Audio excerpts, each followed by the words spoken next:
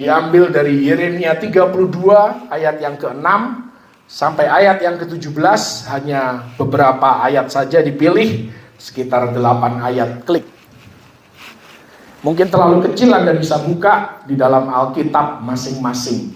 2, 3. Berkatalah Yeremia, firman Tuhan datang kepadaku bunyinya, sesungguhnya Hanameel anak Salum pamanmu akan datang kepadamu dengan usul, belilah ladangku yang di Anatot itu, sebab engkaulah yang mempunyai hak tebus untuk membelinya. Kemudian sesuai dengan firman Tuhan, datanglah Hanameel anak pamanku kepadaku di pelataran penjagaan dan mengusulkan kepadaku, belilah ladangku yang di Anatot di daerah Benyamin itu, sebab engkaulah yang mempunyai hak milik dan hak tebus. Belilah itu. Maka taulah aku bahwa itu adalah firman Tuhan. Jadi aku membeli ladang yang di Anatot itu dari Hanameel anak pamanku, dan menimbang uang baginya 17 shikal perak. Kemudian aku memberikan surat pembelian itu kepada Baruk bin Neria bin Masea di depan Hanameel anak pamanku, di depan para saksi yang telah menandatangani surat pembelian itu, dan di depan semua orang Yehuda yang ada di pelataran penjagaan itu. Beginilah firman Tuhan semesta alam Allah Israel, ambillah surat-surat ini, baik surat pembelian yang dimeteraikan itu maupun salinan yang terbuka ini. Taruhlah semuanya itu dalam bejana tanah supaya dapat tahan lama. Sebab beginilah firman Tuhan semesta alam Allah Israel, rumah, ladang dan kebun anggur akan dibeli pula di negeri ini. Ah, Tuhan Allah, sesungguhnya engkaulah yang telah menjadikan langit dan bumi dengan kekuatanmu yang besar dan dengan lenganmu yang terentang. Tiada suatu apapun yang mustahil untukmu. Haleluya. Nothing is impossible for God. Mari kita lihat lebih dalam lagi terkait dengan ayat-ayat ini. Klik. Konteksnya yang pertama itu berkaitan dengan krisis yang dihadapi oleh bangsa Yehuda pada waktu itu. Karena mereka diancam, bukan hanya diancam, tetapi sudah pasti mereka akan dikuasai oleh pasukan Babel. Yerusalem sudah dikepung, kematian ada di mana-mana, bencana ada di sekeliling mereka. Dan terjadi demotivasi. Termasuk rajanya pun demotivasi. Raja Nebukadnezar dan pasukannya sudah berhasil merebut dan menguasai Yerusalem. Itu konteks daripada ayat yang tadi kita baca. Yeremia sendiri sebagai nabi yang diutus oleh Tuhan ada di penjara. Dia memperingatkan raja tentang peristiwa yang akan datang. Dia berbuat baik, dia beritikat baik, tetapi justru dia dijebloskan di penjara. Jadi dia terima firman Tuhan itu, posisinya di penjara. Di penjara karena memperingatkan raja akan peristiwa yang akan terjadi. Berbuat baik, tapi tidak dihargai. Berapa sering Anda dan saya mengalami hal itu dalam kehidupan kita. Yeremia dikelilingi keputusasaan, tidak ada lagi harapan. Mereka akan dibuang, diasingkan di suatu tanah yang asing bagi mereka, di tengah bangsa-bangsa yang berbicara bahasa yang mereka tidak mengerti atau pahami. Jadi Yeremia adalah orang baik di situasi yang buruk. Bahkan keadaannya lebih buruk daripada sekedar buruk. Sangat amat terlalu buruk. Di tengah-tengah sikon seperti ini, tidak ada harapan, tidak ada kejelasan, penuh dengan kekhawatiran, kegelisahan, stres, dan depresi. Firman Tuhan muncul. Tetapi firman Tuhannya ini agak aneh bunyinya. Ada satu perintah yang berkata, belilah ladang. Yeremia disuruh membeli ladang. disuruh berinvestasi di tanah yang akan segera dikuasai oleh musuh. Yeremia harus membeli ladang di saat kekalahan terjadi. Tetapi firman Tuhan tidak pernah abai dalam hal sikon kehidupan kita menjadi gelap, terjadi krisis dalam kehidupan kita. Firman Tuhan selalu datang dengan kata-kata pengharapan. Dan setiap kali firman Tuhan datang dengan kata-kata pengharapan, Anda dan saya dituntut untuk bertindak di dalam iman percaya kita terhadap janji Tuhan itu. Mari kita lihat di slide berikutnya, tindakan iman terhadap janji Tuhan. Klik. Setiap janji Tuhan harus selalu di follow up, ditindaklanjuti dengan tindakan nyata. Yang pertama tentu kita harus percaya, tetapi selain percaya, kita melakukan hal-hal yang harus kita lakukan, yang adalah tanggung jawab kita. Dalam hal ini, Yeremia harus yang pertama membeli saat yang lain menjual. Bayangkan ini, pasukan musuh datang. Kalau Anda punya investasi, Anda punya aset pada waktu itu, pasti Anda mau cepat-cepat jual. Minimal Anda diasingkan, Anda dibuang ke negara lain atau ke kerajaan lain. Anda punya bekal keuangan yang liquid, yang bisa Anda pakai sewaktu-waktu. Tapi Yeremia tidak. Sebaliknya dia harus invest di tengah kerugian, di tengah krisis. Surat pembelian harus disahkan, ditandatangani, dimeteraikan dan disimpan. Dilakukan di depan para saksi. Supaya apa? Supaya terpatri di dalam pikiran mereka bahwa keadaan buruk yang sedang mereka alami saat ini hanyalah sementara. Haleluya. Katakan dulu kanan kiri, problem yang kau alami saat ini hanyalah sementara. Haleluya. Ada proklamasi yang sifatnya profetik. Karena itu Anda dan saya sebagai umat yang terkenal ngeroh. Ini saatnya Anda ngeroh. Bernubuat atas hidup Anda sendiri dalam keadaan apapun juga. Anda harus sanggup dan bisa berkata yang lebih baik akan datang. Haleluya, tepuk tangan bagi Yesus. Dikatakan di sana sebagai proklamasi profetik, rumah, ladang, dan kebun anggur akan dibeli lagi dalam bahasa Inggris di negeri ini. Artinya engkau tidak akan dibuang selama-lamanya. Engkau tidak akan diasingkan selama-lamanya. Pasukan yang kau lihat yang begitu kuat, begitu perkasa, begitu menakutkan, suatu hari Tuhan akan memulihkan keadaanmu. Pemulihan di tanah yang sama di mana terjadi kehancuran. Tuhan menjanjikan kepada bangsa Yehuda dan juga kepada bangsa Israel yang sudah dibuang terlebih dahulu bahwa akan terjadi kebangunan rohani di tempat di mana harapan itu sirna. Itulah yang Tuhan lakukan dalam kehidupan kita. Di bidang kehidupan di mana harapan itu sirna, di bidang kehidupan itulah Tuhan akan memulihkan engkau. Tuhan akan membuat mujizatnya. Haleluya. Yang ketiga, surat pembelian itu dimeteraikan dalam bejana tanah. Siapa bejana tanah ini? Anda buka nanti dalam 2 Korintus 4 ayat yang ke-7. Anda dan saya adalah bejana tanah. Artinya Anda dan saya adalah tempat penyimpanan janji Tuhan sampai pada penggenapannya.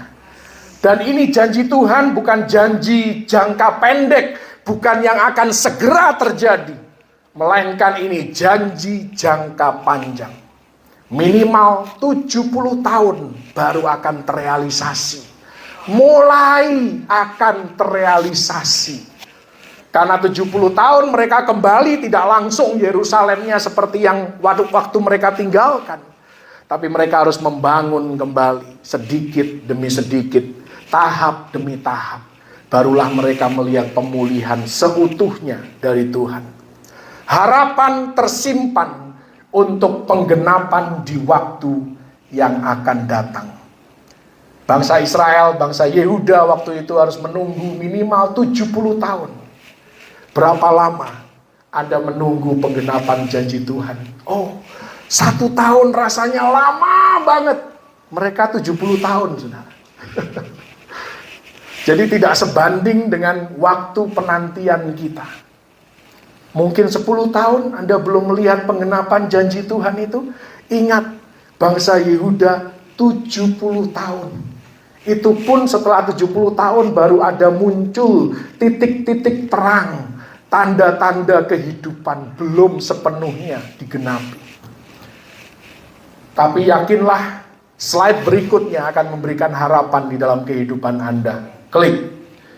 Di dalam setiap kesempatan, dalam setiap krisis, apapun sikon dan kondisi kehidupan Anda, keadaan Anda, selalu ada kasih karunia dan jawaban doa. Nama-nama yang tadi Anda baca, itu nama-nama yang artinya begitu indah. Hanameel artinya kasih karunia sedang datang. Anda bayangkan, Yeremia lagi dirantai, tidak bisa bergerak, tidak bisa kemana-mana dia. Dia di penjara. Firman Tuhan katakan, Hanameel akan datang. Hanameel artinya grace is coming. Kasih karunia datang karena Tuhan kita penuh dengan kasih karunia dan belas kasihan. Bahkan di dalam kelemahan kita, kuasanya menjadi sempurna. Anatot artinya apa? Anda bisa cek ini. Semuanya terkonfirmasi. Anatot artinya jawaban doa sedang dalam perjalanan. Haleluya. Artinya doa Anda selama ini sudah didengar oleh Tuhan dan senantiasa diperhitungkan oleh Tuhan. Dan penggenapannya, jawabannya sedang dalam perjalanan. Yesus mendengar lebih dari yang kudoakan. Yesus menjawab lebih dari yang kuharapkan.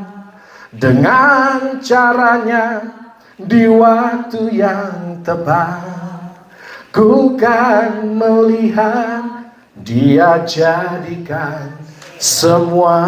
Tepuk tangan bagi Yesus, bagi Anda yang percaya. Haleluya. Dan Salum, tadi kan dikatakan kan, Hanameel ini anak pamanmu, Salum. Salum itu artinya retribusi, kompensasi, pemulihan. Jadi nama-nama yang tadi disebutkan artinya kasih karunia datang membawa jawaban di masa gelap hidup Anda untuk mengkompensasi dan memulihkan Anda. Haleluya. Dan Yeremia membayar berapa banyak tadi? 17 sikal perak. 17 itu simbol dari kemenangan, kesempurnaan, pemulihan. Tahukah Anda Bahtera Nuh kandas pada hari yang ke-17 di bulan yang ke-7? Tahukah Anda bahwa Yesus dibangkitkan dari antara orang mati pada hari yang sama, hari yang ke-17, bulan yang ke-7, Nisan 17. Kalau Anda membaca di dalam Roma 8, ayat 35 sampai 39, ada 17 hal yang tidak bisa memisahkan kita dari kasih Kristus. Berbicara tentang kesempurnaan kasih Yesus di dalam kehidupan kita. Dan ini yang tadi saya singgung, ketika kasih karunia datang, dia tidak datang dengan rasa mengasihani diri, melainkan dia datang dengan harapan, dan kita dituntut untuk bertindak atas harapan itu. Bukan, udahlah menyerah saja, Udahlah, nggak ada harapan lagi. Udahlah, harapkan saja yang terburuk. Tapi kasih karunia selalu datang dengan berkata, belilah harapan. Masih ada Tuhan, dan Tuhan kita lebih besar dari segalanya. Haleluya. Iman yang bertindak atas janji Tuhan. Klik. Inilah mentalitas iman. Pelajarannya adalah bagi Anda dan saya, jangan membeli kondisi yang buruk. Jangan menganggap bahwa kondisi yang buruk dalam kehidupan Anda itu permanen. Kondisi buruk dalam kehidupan Anda hanya sementara. Jangan membeli keadaan tidak akan berubah untuk selama-lamanya. Jangan membeli kepahitan, jangan membeli kerusakan, jangan membeli depresi, jangan membeli disfungsi. Kalau Anda mengalami disfungsi dalam keluarga, tidak harmonis dalam keluarga, deklarasikan yang lebih baik akan datang. Jangan membeli keputusasaan. Yesus pun waktu dikubur, dia tidak beli kuburan itu. Dia hanya pinjam kuburannya. Karena dia tahu dia tidak akan selama-lamanya mati. Dia akan bangkit pada hari yang ketiga. Makanya masalah dalam kehidupan Anda, jangan Anda beli. Jangan anggap masalah Anda itu permanen. Oh, hidupku kok penuh dengan masalah ya. Masalah satu sudah selesai, muncul lagi masalah yang lain. Oh, masalah yang lain selesai, muncul lagi masalah yang lain. Itu karena mulut Anda. Itu karena kepercayaan Anda. Waktu masalah yang pertama muncul, katakan, yang lebih baik akan datang. Hari-hari yang lebih baik akan datang. Haleluya. Itu tindakan iman. Kalaupun toh nanti muncul masalah yang berikutnya, tetap deklarasikan yang lebih baik akan datang. Tuhan pun akan memberikan jalan keluar bagi masalah ini. Jadi setiap kali kita diperhadapkan pada masalah, kita deklarasikan, better is coming. Yang lebih baik pasti akan datang. Haleluya. Saya punya teman yang selalu hitung-hitungan dalam hidupnya. Aduh, bro, gaji kita ini cuman berapa persen lah dari keuntungan perusahaan. 0,0000 sekian persen katanya. Itu kalau cara pandang Anda negatif. Tapi kalau cara pandang Anda positif, saya selalu bilang sama dia, sekalipun gaji kita cuma 0,0000% dari profit perusahaan, kamu bisa menyekolahkan anak di luar negeri kan? Bisa hidup nyaman kan? Udah fokus saja pada itu. Jangan fokus pada 0,0000%-nya itu, saudara. Fokus pada yang positif, hal yang baik, berkat yang Tuhan sediakan. Haleluya. Jangan mengasihani diri sendiri ketika Anda dirundung masalah. Memang nasib lah hidupku ini, kayak ginilah memang. Ya, garis tanganku seperti ini. Oh, firman Tuhan jauh melampaui garis tangan Anda. Saya kan suka ketemu tuh orang-orang Chinese yang kuno-kuno itu kan. Coba digabungin dulu tangannya. Nyambung gak itu garisnya? Hidup kita tidak ditentukan garis kita nyambung atau tidak. Hidup kita ditentukan oleh apa yang firman Tuhan katakan. Haleluya.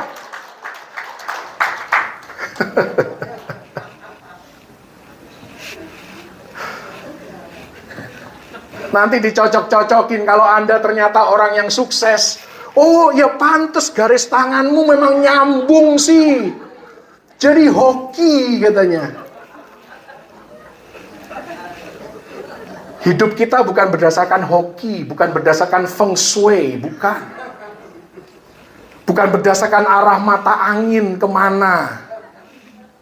Sekalipun itu penting dalam dunia properti yang namanya arah mata angin supaya rumah Anda tidak lembab, ya kan, jendelanya menghadap kemana. Itu penting untuk membangun rumah, membangun bangunan. Tapi kalau untuk mengatur hidup Anda, izinkan pencipta hidup kita yang mengatur. Haleluya. Dia yang paling tahu. Bukan tanggal merah, tanggal hitam. Hari ini boleh apa, nggak boleh apa. Besok bolehnya apa, nggak boleh itu, nggak boleh ini. Saya punya tanggalan itu di rumah, saudara. Di kantor pun saya punya, karena memang dikasih sama kantor. Saya cuma lihat angka tanggalannya aja. Saya nggak pernah lihat merah, hitam, hijaunya. Hari ini bisa bagus untuk grand opening. Setiap hari-hari yang dijadikan oleh Tuhan. Haleluya. Jadi jangan membeli kondisi yang buruk, melainkan perkatakan. Kalau kita sedang struggling, kita sedang bergumul di dalam kehidupan kita, kita sedang menghadapi tantangan yang berat, kita katakan, Tuhan belum selesai dengan hidupku. Kalau keluarga kita sedang tidak baik-baik saja, Tuhan belum selesai dengan keluargaku. Kalau anak-anak kita susah diatur, Tuhan belum selesai dengan anak-anakku. Yang lebih baik akan datang. Haleluya. Pelajarannya adalah jangan izinkan sikon buruk menguasai hidup kita, menguasai pikiran dan jiwa kita, membuat kita stres, membuat kita depresi. Sekali lagi, hanya karena kita punya pemikiran yang positif, masalah tidak akan terjadi. Masalah bisa saja tetap terjadi. Mereka tetap dibuang 70 tahun. Tapi menghadapinya dengan sikap yang berbeda. Kita tidak harus tunduk pada sikap pesimis. Kita tidak harus tunduk pada sikap yang negatif.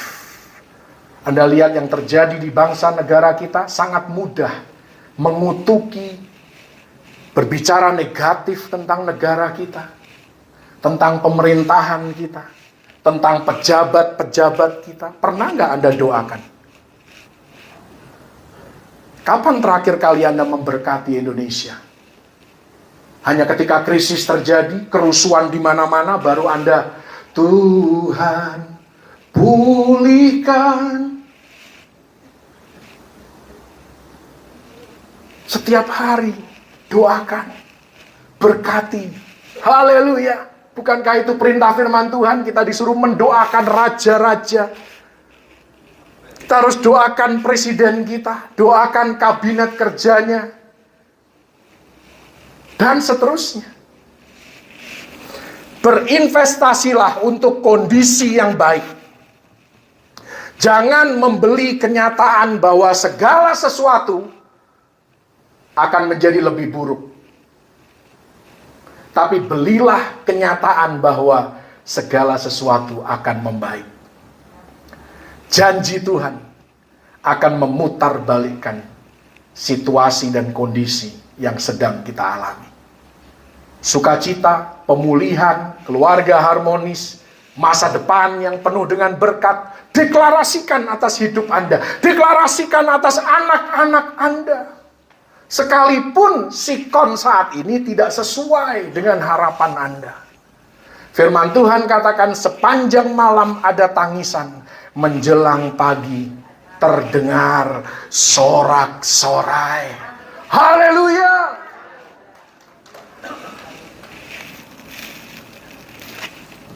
Anak susah diatur. Jangan malah bilang, ya memang gitu dia, rese. Nanti rese beneran, saudara. Saya suka ngomong sama istri saya bilang, sikapnya akan berubah menjadi lebih baik.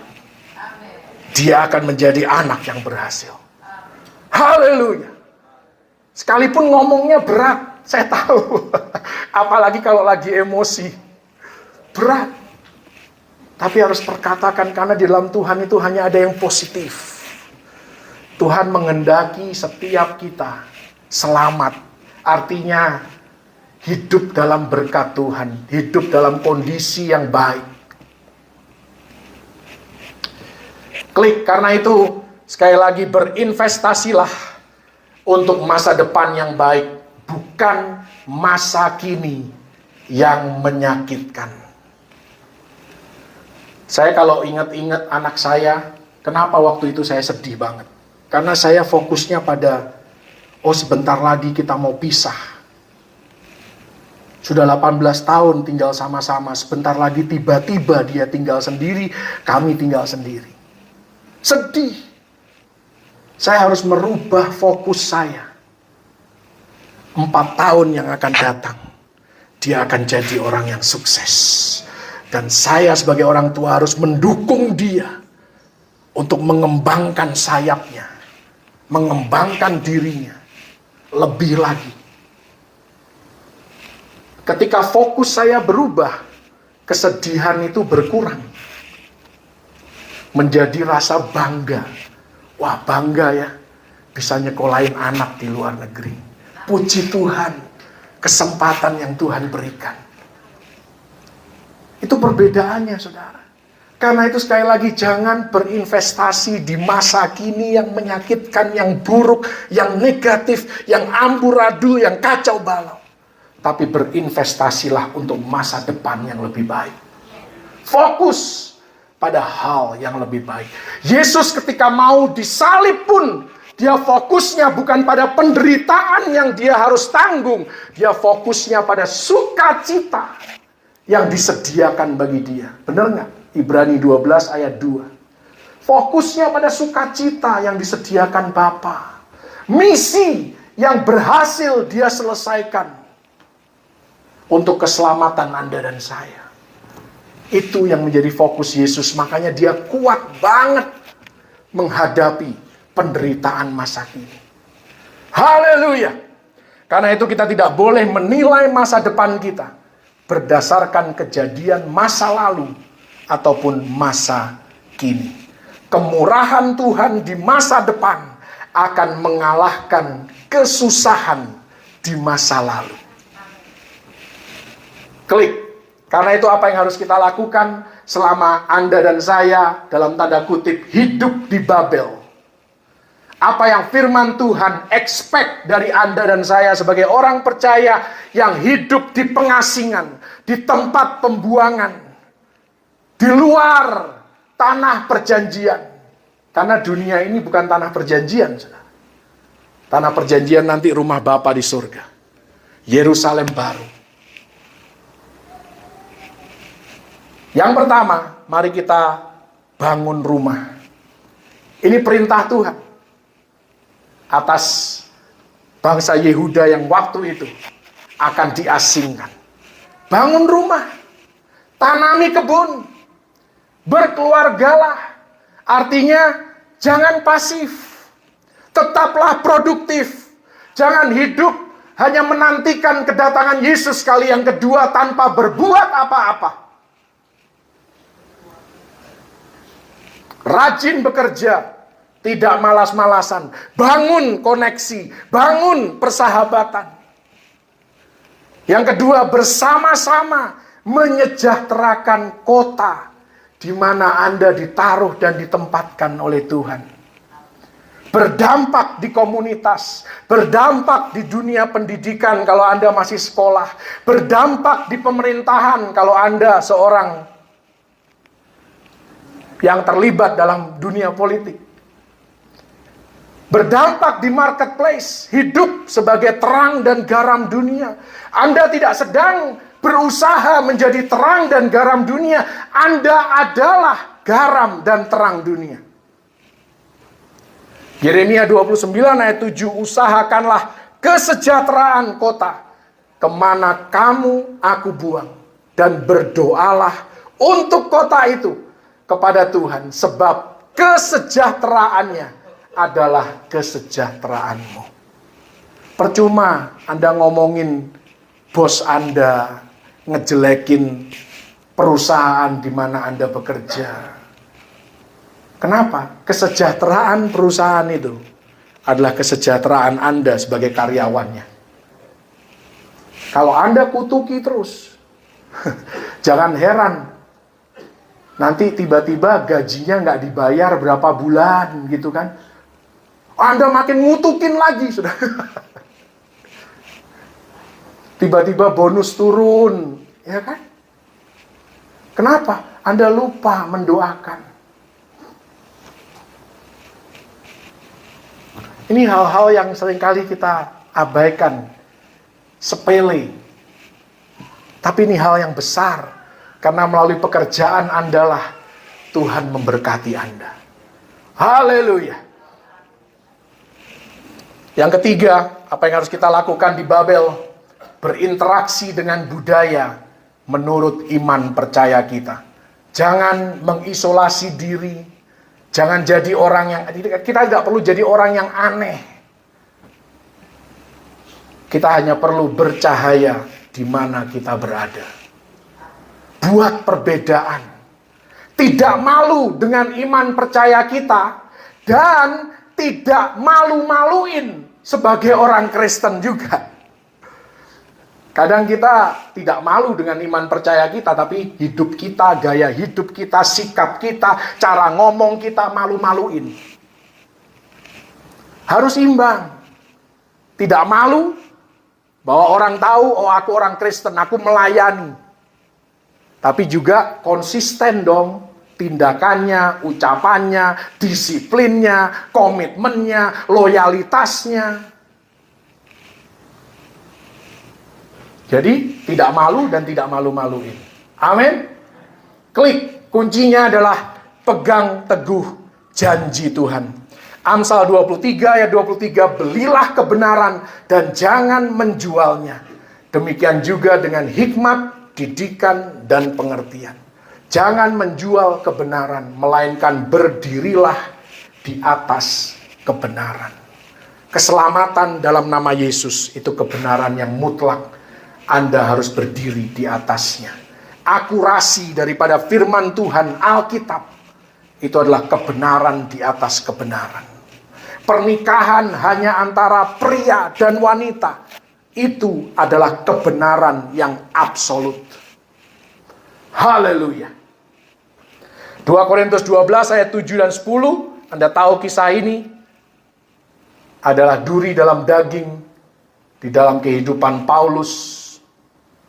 3 kali dia berdoa kepada Tuhan. Seolah-olah tidak ada perubahan dalam hidupnya. Apa yang terjadi ketika kita sudah berdoa berulang kali, keadaan tetap tidak berubah. Anda punya pilihan. Anda bisa berkeluh kesah, bersungut-sungut, atau Anda lebih memilih untuk glory in your weakness. Anda tetap mengandalkan Tuhan di dalam kelemahan Anda. Keluh kesah atau kemuliaan. Dengan mengetahui bahwa permasalahan tidak membatalkan janji Tuhan. Hanya karena Anda dirundung masalah, bukan berarti janji Tuhan menjadi batal atau direvisi. Tidak. Hanya karena Anda membuat kesalahan hari ini, janji Tuhan tetap sama. Rencana Tuhan tetap sama. Haleluya.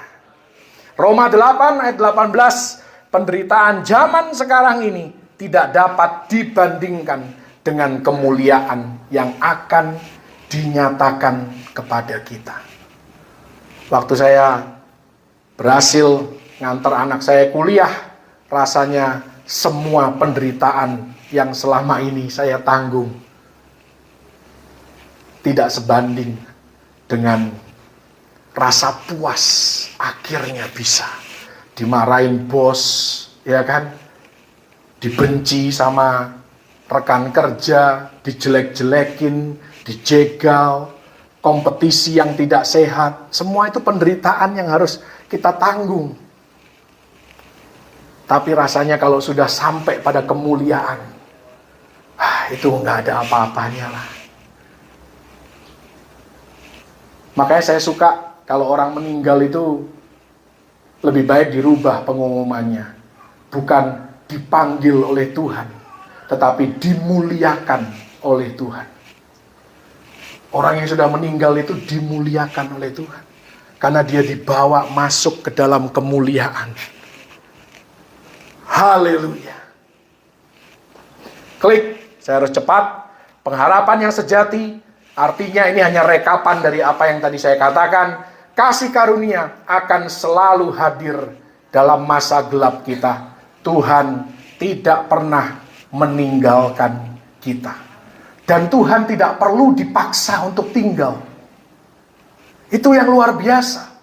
Kita hanya perlu untuk tetap percaya. Saya belajar kemarin ada satu kisah yang Anda tahulah kalau Anda akrab dengan firman Tuhan. Yakub bergulat dengan Tuhan. Anda tahu kan semua kisah ini kan? Yakub bergulat dengan Tuhan. Apa pelajarannya bagi Anda dan saya? Ini agak lain nih dari yang selama ini Anda dengar. Yang selama ini Anda dengar mungkin, oh kita itu harus seperti Yakub, gandoli Tuhan terus, supaya Tuhan tidak pergi.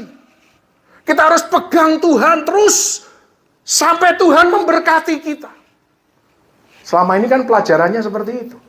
Saya punya perspektif yang agak berbeda dari kisah Yakub bergulat dengan Tuhan. Semakin Yakub bergulat, semakin Tuhan pengen pergi. Beda kan? Tapi ketika Yakub tergeletak tidak berdaya, sekarang Tuhan tidak bisa pergi dan harus memberkati dia. Agak berbeda nih perspektifnya, saudara. Siapakah kita yang berusaha memegang Tuhan supaya tidak pergi? Cuman manusia biasa. Semakin Yakub bergulat, semakin dia bertekad untuk mempertahankan Tuhan, Tuhan semakin kepengen pergi. Makanya ditarik-tarik kan sama Yakub kan. Tapi ketika Yakub sudah tergeletak, pasrah, terpuruk, dia tidak bisa ngapa-ngapain. Sekarang Tuhan harus tinggal dan memberkati dia. Haleluya. Makanya saya bilang, Tuhan gak perlu dipaksa untuk tinggal. Dia terlalu mengasihi kita untuk meninggalkan kita. Janji Tuhan tersimpan dalam bejana tanah. Saya sudah berikan ayatnya tadi 2 Korintus 4 ayat 7. Dimeteraikan sampai pada waktunya. Pemulihan akhir. Ini adalah berbicara masa depan. Tidak ada penderitaan, tidak ada kesakitan, tidak ada air mata. Di rumah Bapa yang kekal. Dan rumah Bapa itu sudah semakin dekat hari-hari ini. Klik, hampir selesai. Karena itu, jangan menyerah. Jangan berhenti berharap. Belilah janji Tuhan. Meteraikan, simpan, nantikan. Deklarasikan yang lebih baik akan datang. Haleluya. Klik. Satu lagi. Percayalah. Bersama dengan Tuhan, kita akan melihat hari-hari yang lebih baik. Tuhan Yesus memberkati.